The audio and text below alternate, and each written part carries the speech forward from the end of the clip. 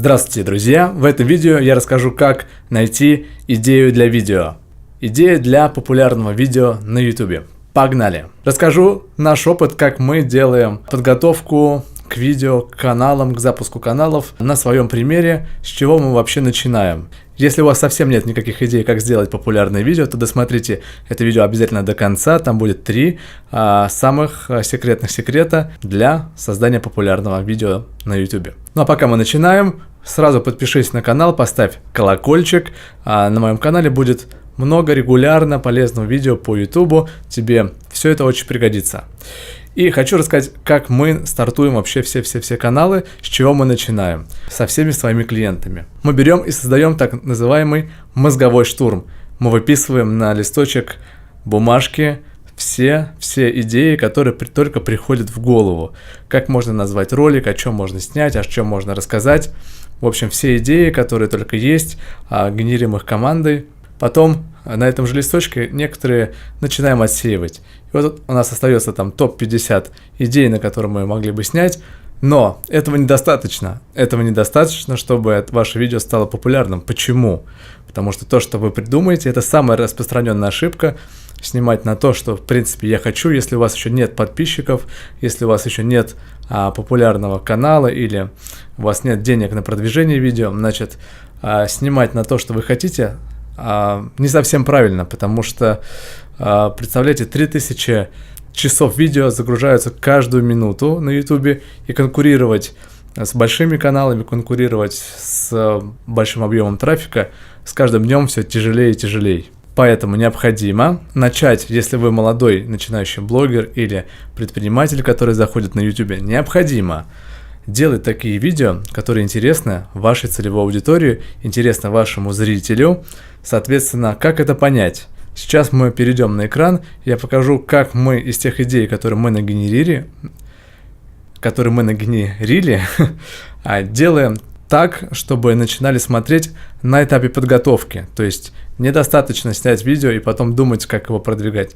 Значит, нужно вот сделать там 50 идей и воспользоваться специальными программами, о которых я сейчас покажу, и понять, какие из них точно нужно делать и точно потом нужно загружать. Итак, поехали. Внимание на экран. Мы пользуемся программой Keyword Tool. Это бесплатная программа, условно бесплатная, потому что бесплатная версия, видите, тут такая замыленная. Если вы оплатите там $40 в месяц, то все цифры вам в принципе будут предоставлены. Вы поймете, с какой частотой ищут эти запросы, да? Также в помощь вам Google Тренды, также в помощь вам Яндекс Вордстат. Все ссылки будут в описании этих сервисов. Там вы можете понять вообще по количеству запросов, ищут это люди или нет. Самое главное, чтобы на ту тему, которую вы снимаете видео, люди уже искали. Тем самым вы нарветесь на поисковой трафик, тем самым будете набирать просмотры каждый день стабильно, много. Чем больше будет поискового трафика ежедневного, тем больше у вас будет просмотров, если вы сделаете правильные шаги по оптимизации. Но о оптимизации мы сегодня не говорим, мы говорим о идее к видео. И самое главное в идее к видео — это найти правильное, значит, ключевое слово. Давайте назовем его сразу правильным названием. Значит, это ключевик, ключевое слово. Это пошло от классического SEO продвижения сайтов, SEO оптимизации. То же самое работает на YouTube. Если вы нашли правильный ключевой запрос, правильно его выложили на YouTube, сняли видео, где произнесли этот ключевой запрос, назвали ролик этим запросом, поставили тег, поставили в описании этот запрос, назвали на компьютере, сделали картинку с этим тегом, загрузили. Ну, в общем, там еще некоторые механики. Вот минимум я вам перечислил. В общем, вы нашли по частоте запросов самое популярное из того, что вы накидали идей. Собственно, вот вам хорошая идея, на какую надо снимать видео. То есть на те словосочетания, которые люди мало ищут, соответственно, просто поначалу не снимайте ваши видео, потому что никакого толку без платного продвижения, без хорошего трафика, без какой-то сторонней помощи вы просмотра не наберете, соответственно, подписчиков не наберете, ничего у вас на канале не произойдет, не изменится. Но если вы будете пользоваться вот высокочастотными, так сказать, самыми популярными поисковыми запросами, то и правильно оптимизируете видео, то у вас есть очень хороший шанс продвигаться на YouTube. Как мы еще делаем? То есть, если у кого-то уже какие-то есть подписчики в других социальных сетях, мы создаем им вопросы. То есть мы собираем вопросы, на какие было бы интересно вашей целевой аудитории. Нам пишут, мы собираем эти вопросы. Мы берем и открываем видео конкурентов, смотрим, на какие темы они снимают тоже видео. И пытаемся как бы смоделировать эти видео, эти темы, немного видоизменяя. Это как классический копирайтинг. То есть ваша задача сделать лучше на эту же тему такое же видео. И самый мощный инструмент, который хотел бы вам рассказать, это vidIQ. Это вы пишете в самом YouTube какой-то целевой запрос. А вот в данном случае мы там работаем вот по семантике. И вам здесь vidIQ показывает много очень интересных данных. Это количество просмотров в месяц, это поисковой объем и это оценка конкуренции. То есть это очень важно при сборе вот семантики понимать вот эти цифры. Например, вот у нас такая эзотерическая тема, и мы нашли слово магия. Это образно, да? Сейчас нам плагин покажет, как же тут все дело обстоит. Вот, я покажу табличку, как мы делаем. Мы, то есть, все запросы мы делим на высокочастотные, среднечастотные, и есть такой показатель гарантия попадания в топ по запросу. И соответственно, первое, что мы делаем, мы все запросы в единый столбик выписываем. Потом через плагин vidIQ мы частоту запросов и конкурентность. Там, где частота запросов превышает конкурентность, как вот здесь вот в данном случае почему-то запрос «Жизнь после смерти», частота запросов намного превышает, чем конкурентность таких видео. То есть таких видео намного меньше на YouTube, чем их ищут. И, соответственно, в месяц количество таких запросов 278 тысяч. Представляете, если вы попадете в топ, что, вот, например, по этому запросу есть гарантия, потому что вот такой показатель. То есть на эту тему вам стоит снимать ваше видео.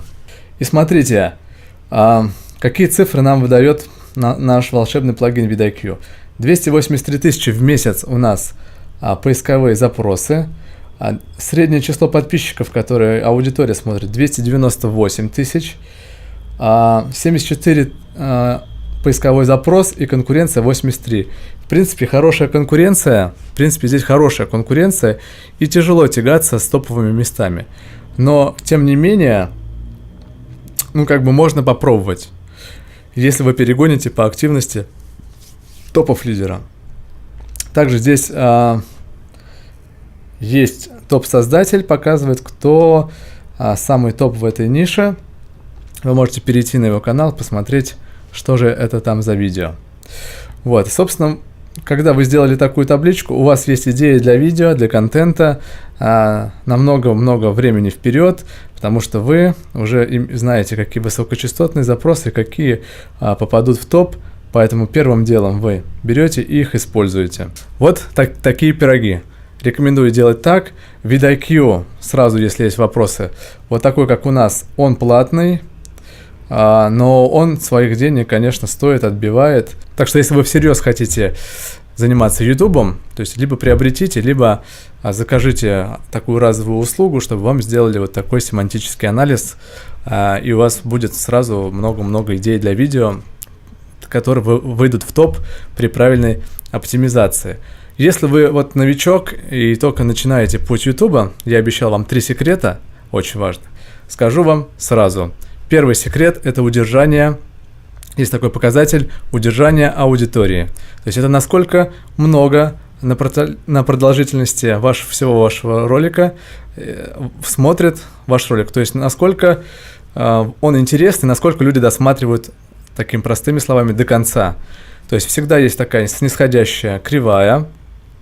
И YouTube считает хороший, прям супер показатель, это 60% удержания аудитории. Если вы добьетесь такого, что у вас все ролики будут на этот показатель 60% удержания, то YouTube будет считать вас очень-очень крутым.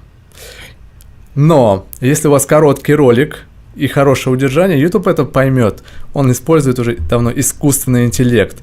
Поэтому помимо просто хорошего удержания, делайте длинные видео, то есть ему еще важен показатель как время просмотра. То есть чем больше у вас время просмотра при хорошем удержании, два этих показателя играют бок о бок. Поэтому если у вас хорошее время просмотра, хорошее удержание, оно правильно оптимизировано, у вас есть там активность какая-то, люди комментируют, лайкают, но это уже на втором месте, как вы поняли, да? То есть первое – это удержание, второе – правильно время просмотра, третье – правильная оптимизация, то есть на этапе загрузки видео важно правильно все прописать ключевыми словами, везде все пометить. Об этом я как-то тоже расскажу в других видео, поэтому подписывайся прямо сейчас.